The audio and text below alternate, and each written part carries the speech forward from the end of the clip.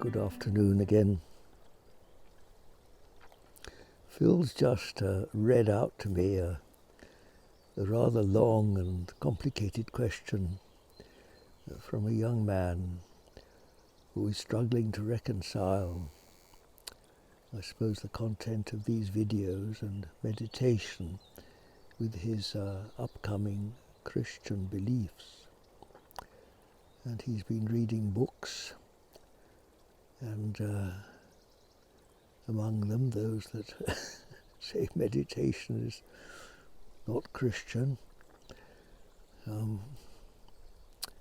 Well, these sort of things really just leave me speechless. I hardly know what to say. As Phil was walking up the path a few days ago with me, he looked at a tree and said, "Is the tree Christian?" Which I thought was rather a good point. Is this lovely spot where I'm sitting now Christian? Maybe it's pagan. Or isn't it anything? Who invented descriptions and adjectives and judgements? Perhaps if Phil and I went away and left the little stream to itself, there wouldn't be anybody to make these pronouncements, ask these questions, or give a silly answer. So what's the problem? Indeed, the problem exists in here, doesn't it? We make our own problems. Amen. So how do I answer? Well, first thing, feel my bottom on, not the chair, but this very nice mossy bank where I'm sitting, on a cushion, of course. Listen and look. Listen to the little stream. Listen to the little bird chirruping in the bush over there.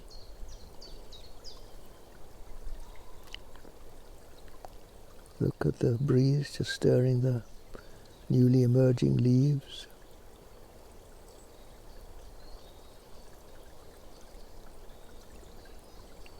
Where is the question?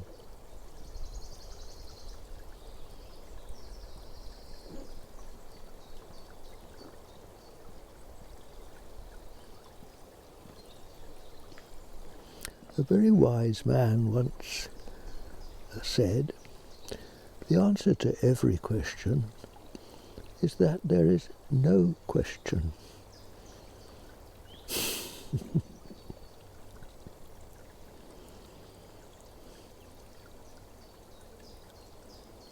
Well, in a situation like this, indeed, that seems to be the case, doesn't it? I wonder if that young man was sitting beside me here. He might come to think the same himself. How important it is just to be where we are. Feet on the ground, bottom on the wherever it is. Listen and look.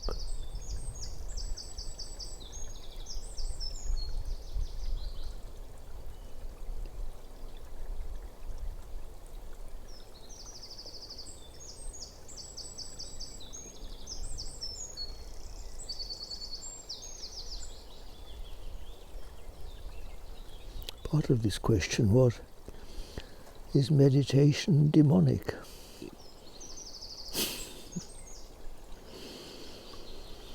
Demonic, angelic, divine or demonic? Who is it that divides the world into all these different categories? Look, when I look at the stones there, that moss there is in summer. It's not in the camera, is it? Let me point to something. Look, just beside me here, there's sunlight, isn't there, on this old log? And there is shade and sunlight, light and dark. You can see it on my hand, and sun and shade. Nothing very complicated about it, is it? So what are we talking about? Divine and demonic. Who puts these frightening connotations onto it? And what is meditation anyway? Am I meditating now? By just sitting here, being present? Well, I think I am, aren't I? What else can I do? If I start saying, Jesus, Jesus, Jesus, am I going to be any closer to God than I am now? Maybe. But it depends on the disposition of my heart, doesn't it? Do we need a recipe to find God? Doesn't God himself say, I am with you always?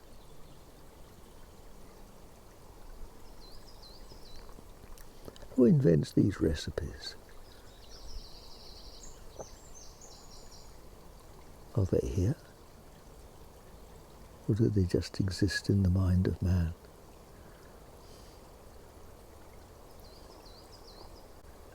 Yes, of course, I also use the Jesus prayer. I have done for many years. When I feel the need for it, very often I don't. Very often I just feel that the presence, the invisible spiritual presence is more real than repeating a formula.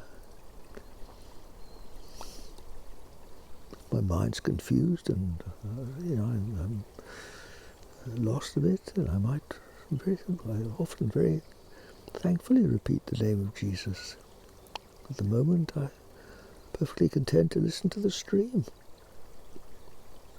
There's a bee just buzzing behind me. Where does Jesus begin and end anyway? Didn't Jesus himself say, all in all? That's not Jesus' own words, it's in Revelation. He shall be all in all.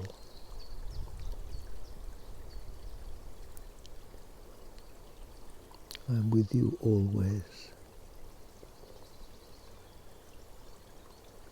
The presence.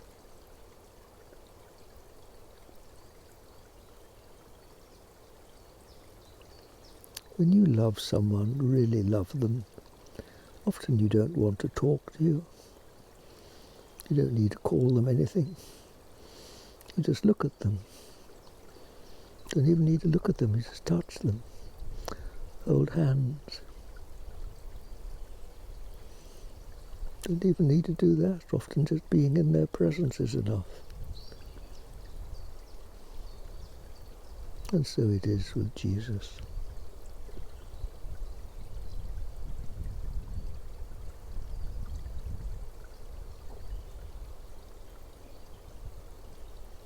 I answered your questions, my friend. I hope so.